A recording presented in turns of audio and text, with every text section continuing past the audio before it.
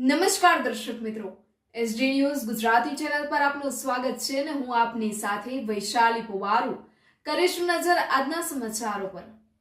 Jambusar ST ડેપોમાં છત પર લગાવવામાં આવેલા ફોલ્સ સીલિંગના કેટલાક પેનલ તૂટી જતા મુસાફરો અને સ્થાનિકોમાં અકસ્માતનો ભય વ્યાપી ગયો છે।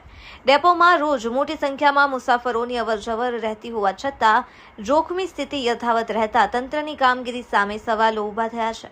થોડા દિવસો અગાઉ વડોદરા એસટી ડેપોમાં પણ આવી જ ઘટના બનતા એક વ્યક્તિનું મોત નીપજ્યું હતું।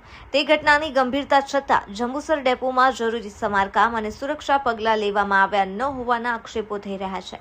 મુસાફરોનું કહેવું છે કે જો તૂટેલા પેનલ કોઈના માથા પર પડે તો ગંભીર ઈજા કે જાનહાનિ સર્જાઈ શકે છે। ડેપોમાં આવનારા મુસાફરોની સુરક્ષા માટે તાત્કાલિક ધોરણે ફોલ્સ સીલિંગની તપાસ કરી જોખમી પેનલો દૂર કરવામાં આવે તેવી માંગ ઉઠી છે।